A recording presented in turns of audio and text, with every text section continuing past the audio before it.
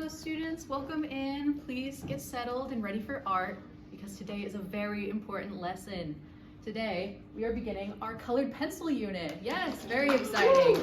This is my favorite unit of the year, and today is the demonstration day, meaning that I'm going to teach you all of the tips and tricks you will need to know in order to complete your final assignment next Friday, the colored pencil portrait assignment. Everybody take a moment to write that down in your planners, please. Thank you, thank you. By a show of hands, how many of you have worked with colored pencils before? Awesome, lots of experience in the classroom today. I love to see it. Now, follow-up question, how many of you have ever felt frustrated when using colored pencils? Also me, they can be really tricky. And what I notice with a lot of students is that they struggle with blending the pencils together. So today, let's break down some of the common mistakes that I see you all make when learning to use these materials. So, the common mistakes that I see students make is that one, they begin too heavy-handed. So they begin too hard, too quickly. And although this lays really nice colors and rich pigments, it can be really difficult to blend later on. And it can also eat up your paper, which we do not want. That can ruin the base of your portrait. And the second mistake I often see is that students use a zigzagging motion to blend instead of a circular one. Now, zigzags are a lot more natural to do, but they leave really messy streaks across the portrait, which we also do not want. We want nice, smooth gradients. And how do we do that, you may be wondering? Well, by following these 3 steps, which I will walk you through now. So step 1, we want to identify our light source, which I picture coming from the top left of the page, shining down. And what that's going to do is tell me where to lay down my highlights. And you'll notice that I am using super light pressure. You can hardly see the pigment right now, but that is important. You don't want to start too hard, too quickly. You'll also notice that I'm using those circular motions to avoid creating any unnecessary streaks. Now, something that helps me with keeping from going in too hard, too quick, I'm left-handed, so I'm often guilty of that, is that I hold the pencils pretty far away from the tip, like how I usually would when I write.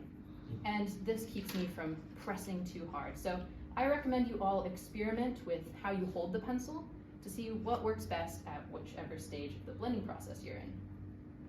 Now I'm just working my way out towards the edge, away from the highlight, just laying the base colors. I'm getting close now. I'm gonna call that good. So now we move on to step 2, where we apply a bit more pressure now and we work from dark to light. And we're going to keep using that circular motion, applying a bit more pressure, and we are just going to start overlapping the colors as well. Now the overlapping is important because it starts to mix all of the colors together and really begins the blending process in full. Now, for step 2, you can take a lot more passes than just one, which I will do today for the sake of time. And the value of taking multiple passes is, especially with skin has undertones to it, so blues and reds and yellows. And you can imagine that if you went in super heavy with blue in the second stage, that it could look pretty unnatural and it can be really hard to blend out. So if you do it in little steps, add layer by layer, it'll look a lot more natural and it'll be a lot more easy to create depth and to blend it out. I am reaching the end of step 2 now. And we are just going to continue to use those circles and those firmer pressure. And this is not going to be perfect for today because I want you guys to all have time to practice this in just a second. So with that, we are going to move on to step 3, which means that we are going to use the firmest pressure so far, and we are really going to buff everything out, get rid of any imperfections or heavy streaks, harsh contrasts, and really just start blending everything together for our final step. By a show of hands, how many of you have watched Karate Kid before?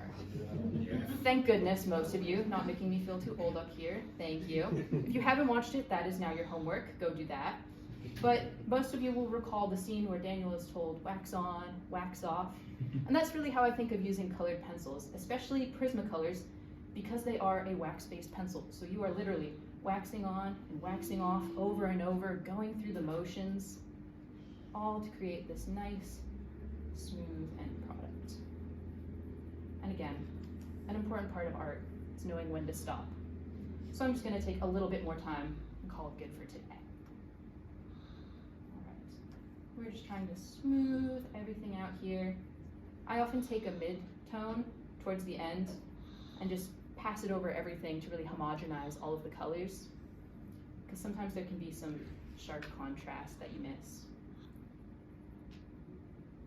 All right, we're getting towards the end here.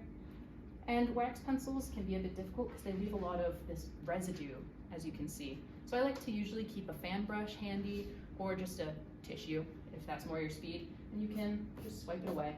And then I tend to buff it out a bit, but there you have it. There is a little bit of a gradient. Now, this is a very versatile skill, so I would like to show you all a couple examples from previous students in places where you can use this technique. So we have this student who used it for the skin. I can show you without the glare in just a second. And it can also be used in the hair for folks.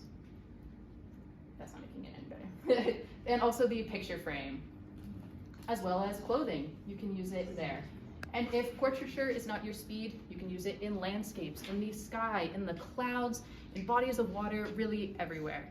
So with that, I would like for you all to take out your pencil cases now and your sketchbooks and just take a crack at it. I am going to go circulate the room now, answer any of your questions. Thank you all for watching this demonstration, keeping your eyes up here, and I look forward to your final projects next Friday. Thank you, kids.